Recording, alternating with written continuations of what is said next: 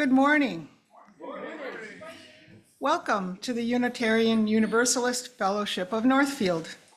I'm Carol Spear, and my husband and I have been members here for about 7 years. UUFN is an inclusive community that nurtures spiritual and intellectual growth and fosters ethical and social responsibility. If you are a visitor, either on site or online, we are glad you are with us, and we invite you to stay after the service to get acquainted. We welcome your questions and look forward to getting to know you. Those of us who are following what is happening in Palestine have been horrified by the humanitarian crisis unfolding there. We join our resources together this month at UUFN to help children and families there.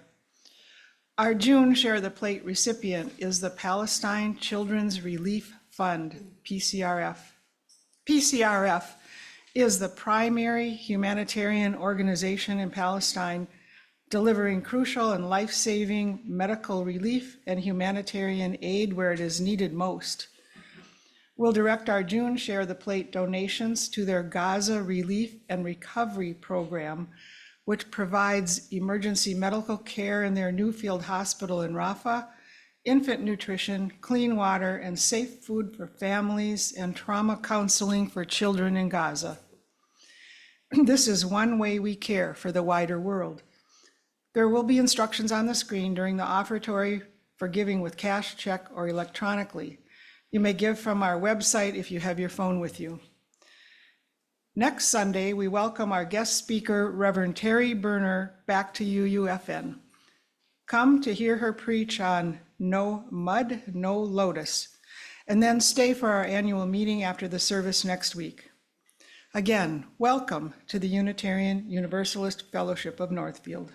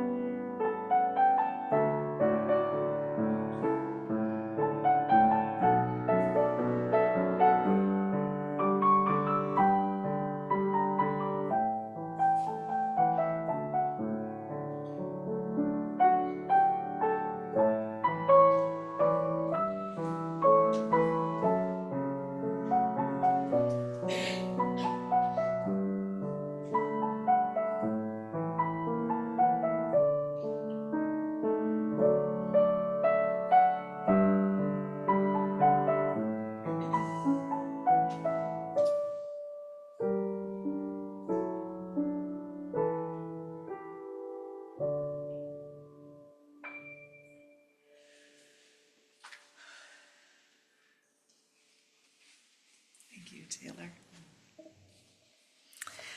Good morning, all. I am the Reverend Sara Smalley, she, her pronouns. I serve this congregation as its minister. We have one more late-breaking announcement this morning. We have 8 more the Vote, Get Out the Vote packets in the entranceway.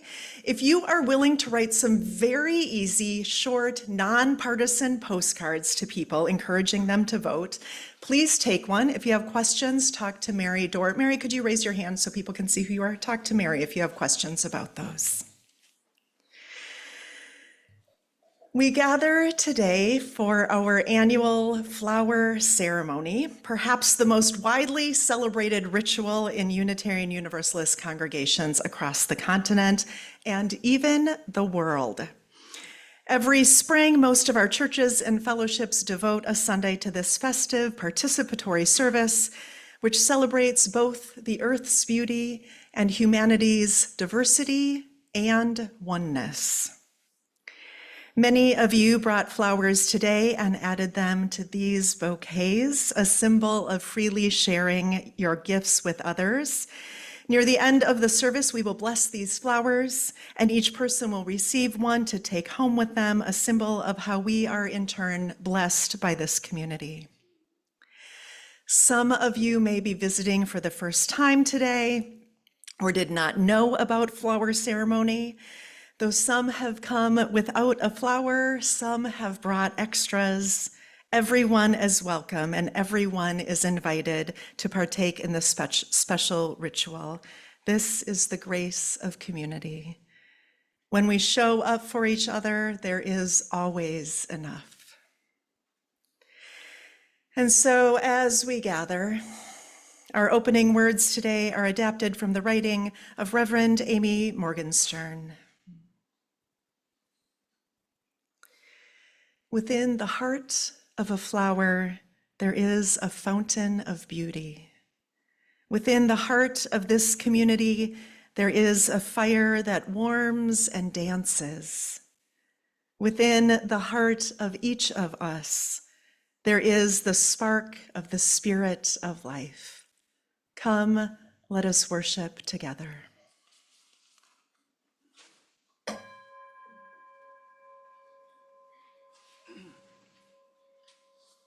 The flaming chalice is the symbol of Unitarian Universalism, a beacon of truth and light. Each Sunday when we gather, we bring this symbol to life together. Please join me in speaking the words for lighting of the chalice. Let us open our eyes to see what is beautiful. Let us open our hearts to learn what is true. Let us open our hearts to love one another.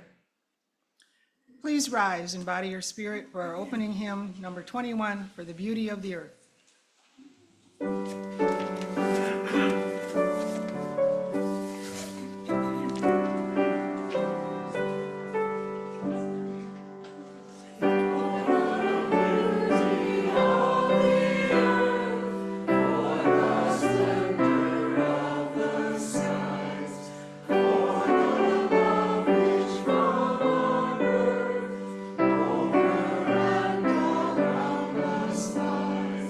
Source of all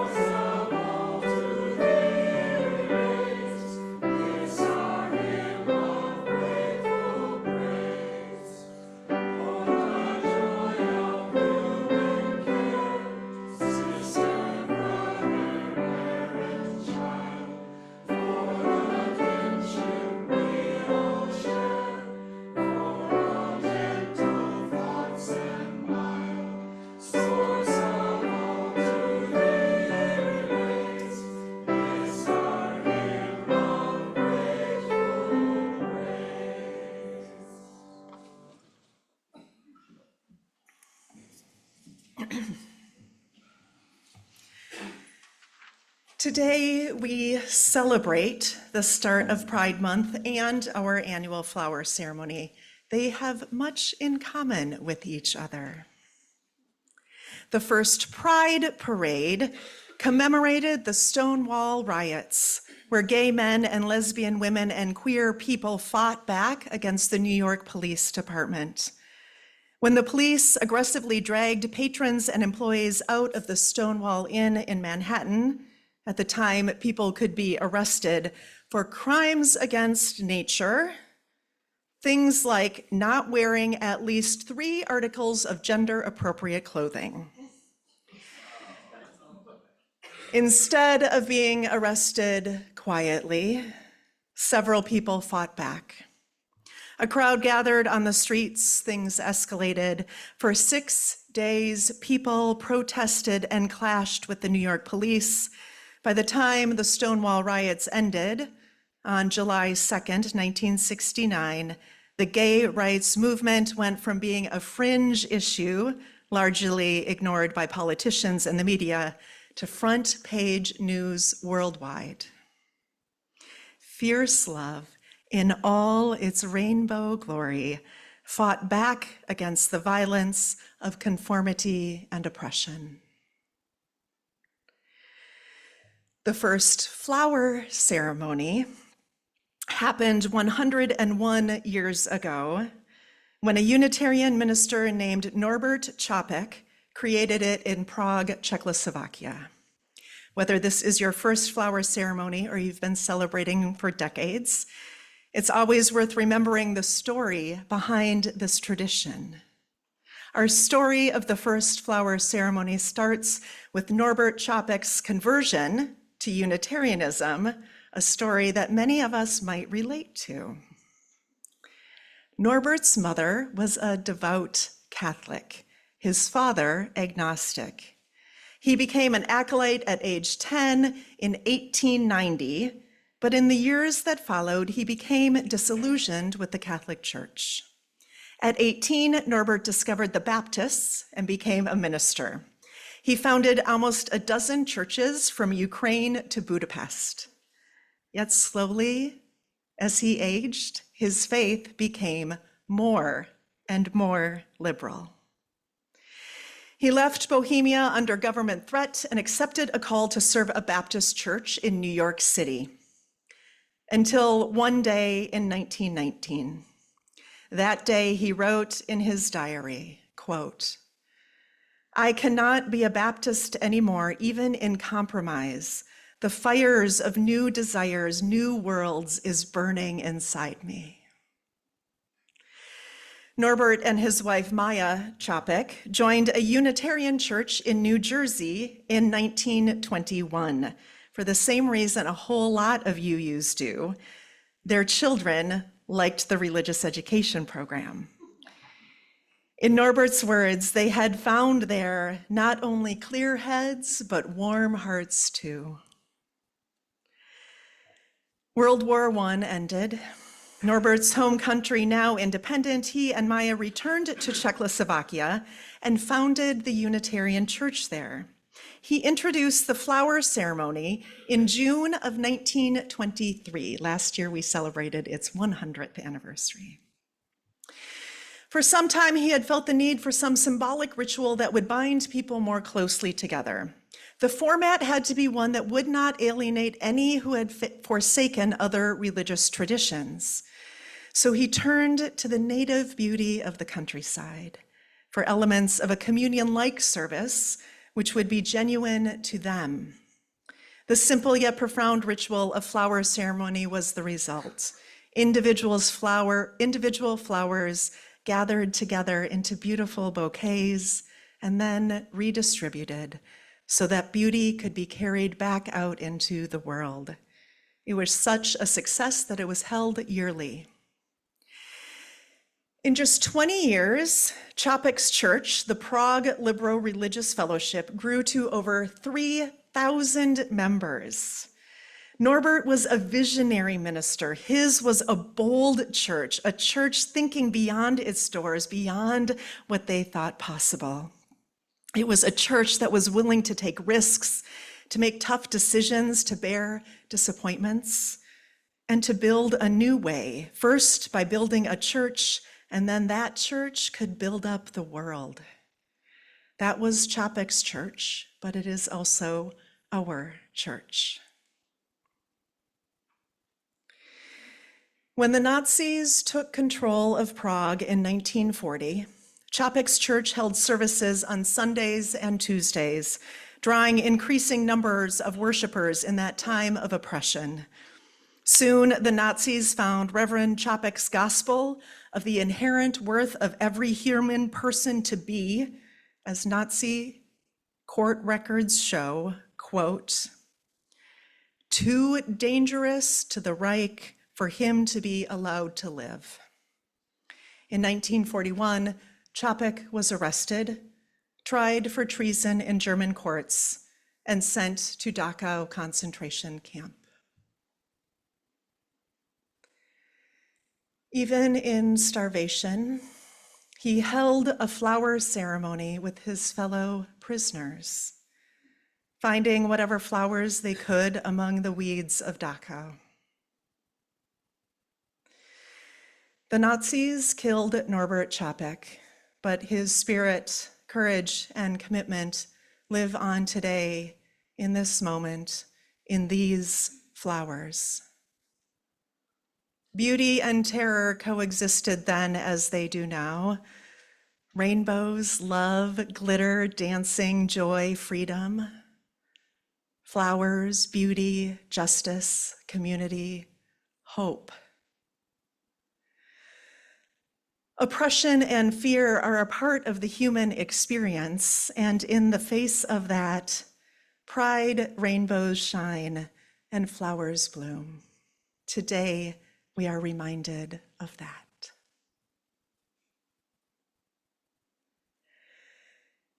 As we move into our time of centering, with these flowers showing us their beauty, will you join with me in a spirit of reflection and connection that some call prayer, not a petition to an outside God, but a naming of what is most dear and true? This is Prayer for the Stressed and Weary by Reverend Tess Baumberger.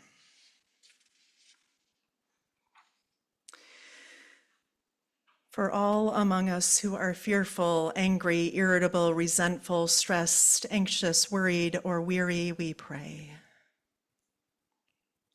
Spirit of life, as we breathe in together, may your kind air fill the hurting places within. And as we breathe out slowly, may those places soften and widen. As we inhale gently once more, may peaceful oxygen untangle the tangled places, loosening any knots we find in our muscles, stomachs, hearts, so that when we release our breath, we let go of stress and tension.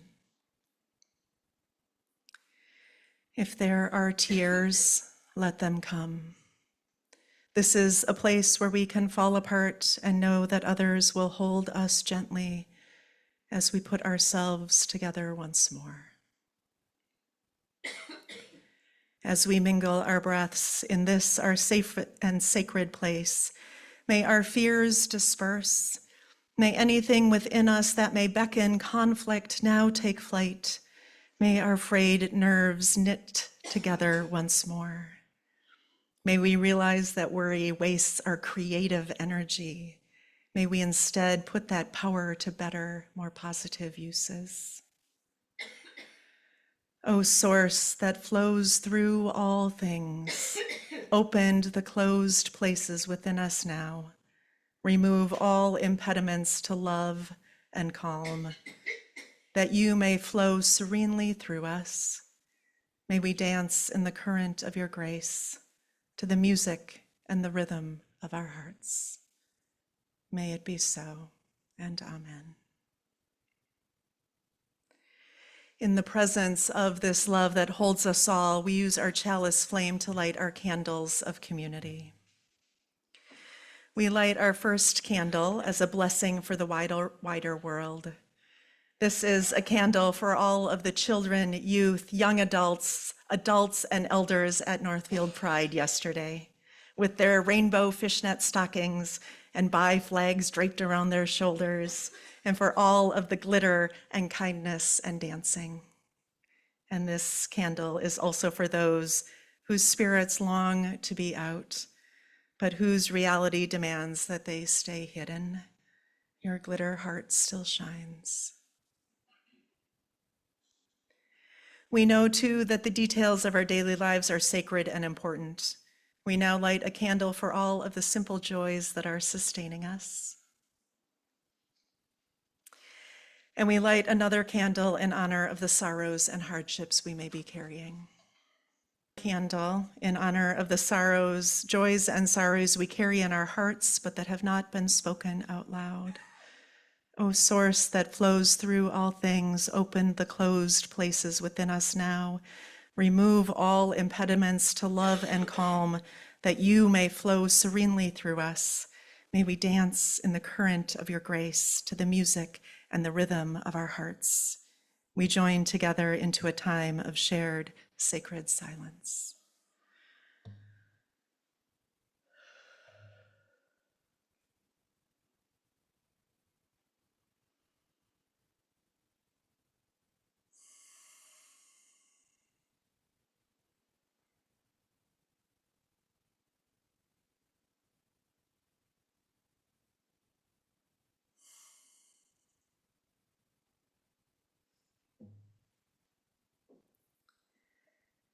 Amen and blessed be.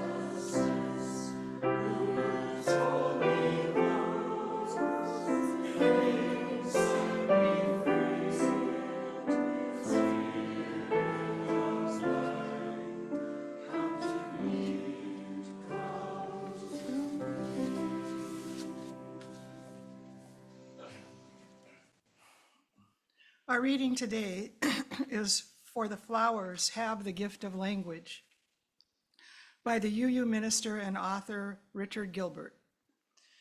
Speak, flowers, speak. Why do you say nothing? The flowers have the gift of language. In the meadow, they speak of freedom, creating patterns wild and free as no gardener could match. In the forest, they nestle snug carpets under the roof of leaf and branch, making a rug of such softness. At end tip of branches, they cling briefly before bursting into fruit sweet to taste. Flowers, can you not speak joy to our sadness and hope to our fear? Can you not say how it is with you that you color the darkest corner? The flowers have the gift of language. At the occasion of birth, they are buds before bursting. At the ceremony of love, they unite two lovers in beauty. At the occasion of death, they remind us how lovely is life. Oh, would that you had voice, silent messengers of hope. Would that you could tell us how you feel arrayed in such beauty. The flowers have the gift of language. In the dark depths of a death camp, they speak the light of life. In the face of cruelty, they speak of courage. In the experience of ugliness, they bespeak the persistence of beauty. Speak, messengers, speak. for we would hear your message. Speak, messenger, speak, for we need to hear what you would say. For the flowers have the gift of language. They transport the human voice on winds of beauty. They lift the melody of song to our ears. They paint through the eye and hand of the artist. Their fragrance binds us to sweet-smelling earth. May the blessing of the flowers be upon you. May their beauty beckon to you each morning and their loveliness lure you each day, and their tenderness caress you each night. May their delicate petals make you gentle, and their eyes make you aware. May their stems make you sturdy, and their reaching make you care. We now gratefully give and receive our offering for the children and families of Gaza, our financial resources, a tangible sign we will not turn away, but rather reach out. Our Share the Plate offering goes to Palestine Children's Relief Fund.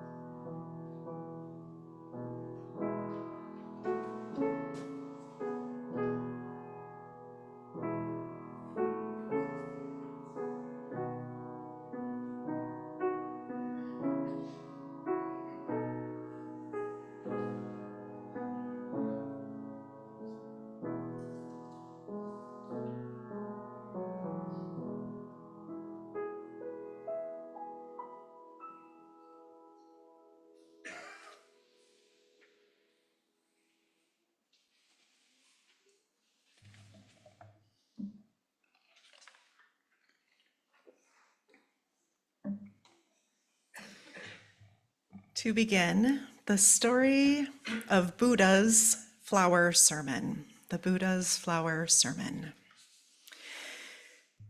It is said of the Buddha that one day, as his followers gathered to hear him preach, he rose and faced them, wordlessly holding forth a lotus blossom.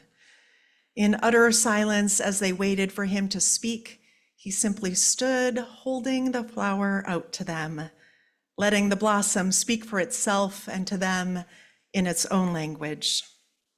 After a while, the message of beauty penetrated the minds of his listeners, and they heard the flower sermon and were blessed.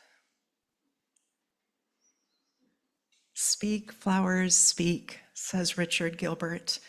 Can you not speak joy to our sadness and hope to our fear?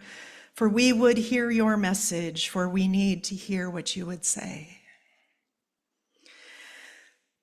I am not blessed with the profound eloquence of either the Buddha or his flower. I toyed with the idea of following his example and standing up here in complete and utter silence, never uttering a word and simply holding a flower out. But I lack the courage to test his preaching style. Plus, it sounded really awkward. So I resort to words today.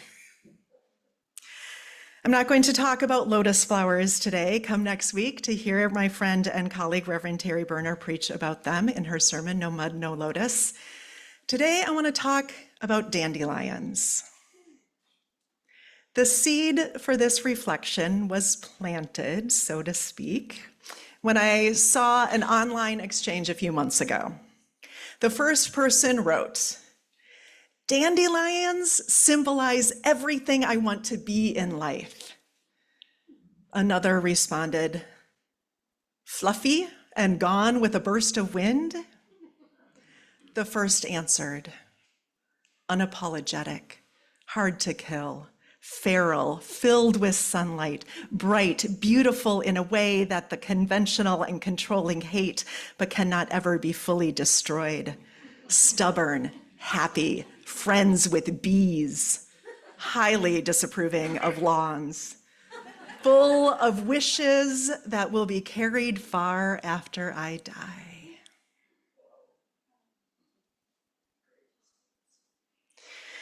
I think it's so easy to turn flower ceremony into a sweet little ritual that is more show than substance. This might be hard to hear for those who have always loved flower ceremony, but here's my confession to you today, that when I was a mom with young kids, it was a Sunday we sometimes skipped. It didn't really speak to me the way water ingathering did in the fall. It seemed sort of trite. And then the pandemic hit.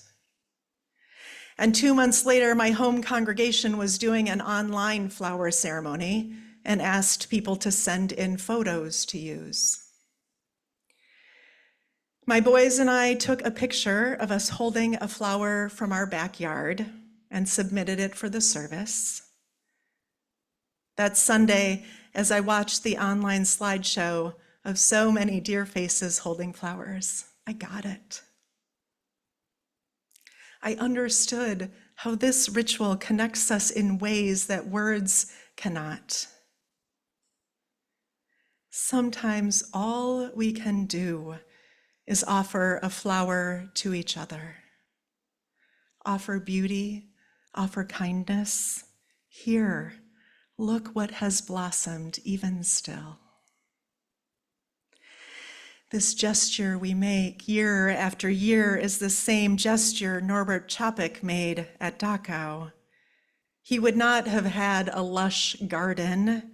He had weeds. Jen Rabine, congregant of Washington Crossing UU in New Jersey, writes this about flower ceremony. It's titled, Why I Brought a Dandelion Instead of a Rose. I brought a dandelion instead of a rose because they're free.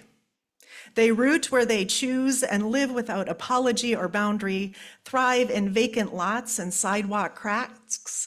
They don't need your fussing or your tending because they're tough, resilient, tenacious. They've faced down some serious resistance in their day, and look, they're still here.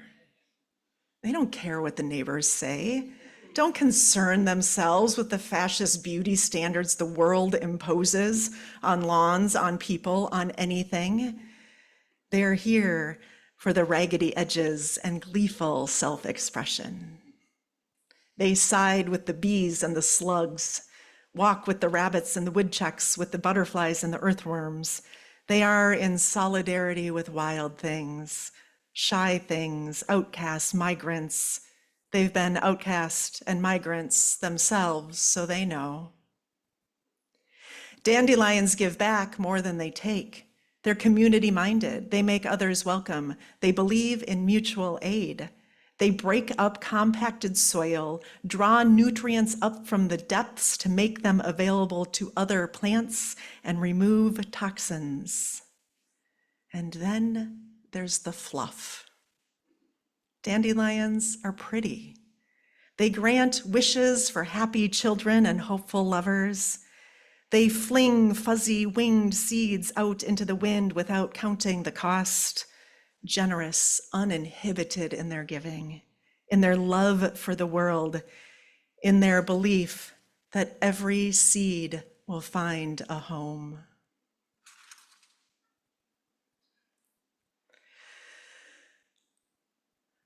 I picture the Buddha, and I picture Norbert Chapek holding out a single, simple dandelion filled with sunlight, bright, beautiful in a way that the conventional and controlling hate, but cannot ever fully destroy.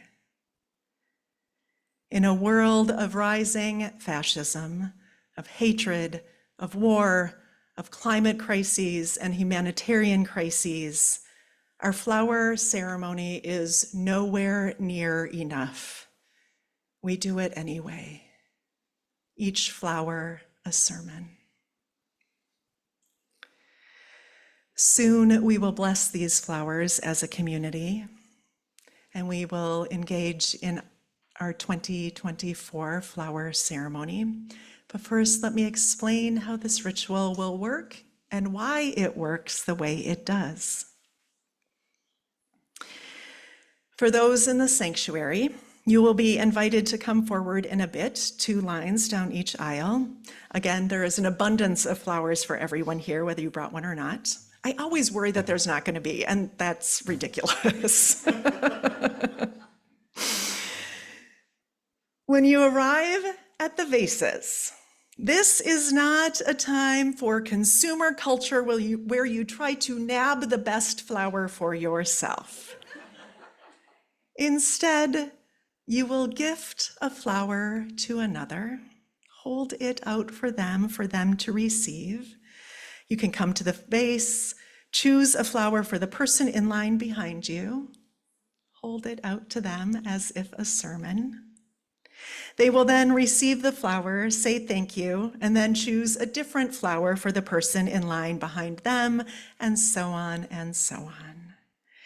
In this way, we embody the truth that in this community, you freely offer your gifts and you receive unexpected gifts from others. And we get to express gratitude to and for each other.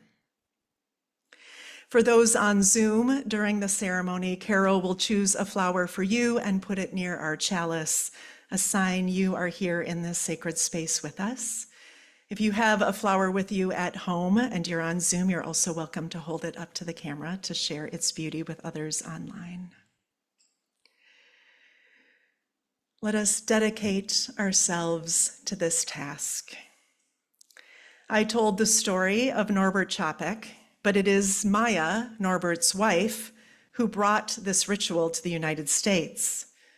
Maya was ordained a Unitarian minister in 1926 and was a visionary Unitarian leader in her own right. As World War II began, Maya returned to the United States in 1939 on a speaking tour to raise support for the refugee programs in Czechoslovakia. She was unable to return to Europe due to the expansion of Nazi Germany's control there and did not learn of her husband's death until after the war was over. In 1940, she brought the flower ceremony to the Unitarian Church in Cambridge, Massachusetts. We use her words today. Please join with me in our unison reading printed in your order of service and on screen. Organized and growing into a true community, we are ready to serve one another, the nation, and the world. By exchanging flowers, we signify that we are willing, in the spirit of tolerance and patience, to march together in search of truth, disregarding all that usually divides humankind. And so it is. We have dedicated ourselves to this task and to this community. Carol, will you choose a flower for those on Zoom or those who are watching on YouTube later? Dear ones on the Zoom or those who are watching this recording, we offer this beauty to you and place it by our chalice flame.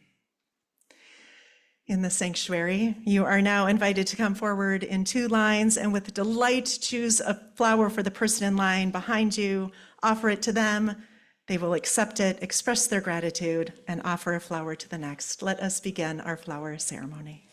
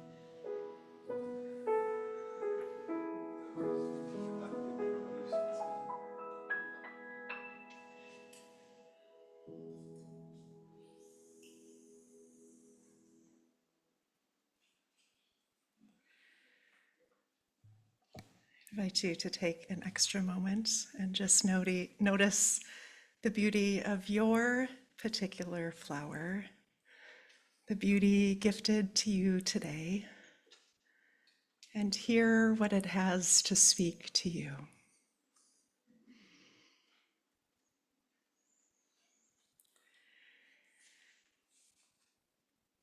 We now join together in our closing hymn, Please Rise in Body or Spirit, for come sing a song with me.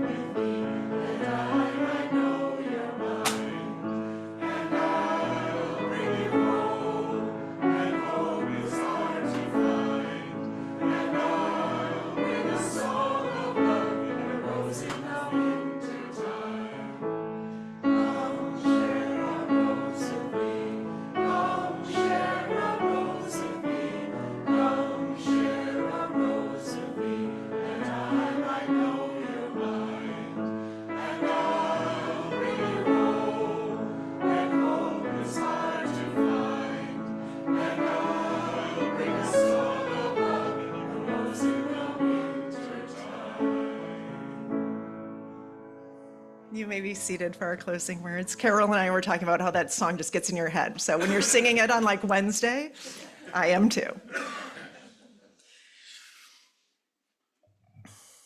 Our closing words. May the blessing of the flowers be upon you. May their beauty beckon to you each morning, and their loveliness lure you each day, and their tenderness caress you each night. May their delicate petals make you gentle, and their eyes make you aware, and their stems make you sturdy, and their reaching make you care. Go forth and be like dandelions, full of sunlight and wishes carried far. We join together in the words for the extinguishing of our chalice. We extinguish this flame, but not the light of truth, the warmth of community, or the fire of commitment. These we carry in our hearts until we are together again. Please rise in body or spirit, and with your hands over your heart, holding a hand of those next to you, or whatever posture is most comfortable, we sing words of blessing one to another.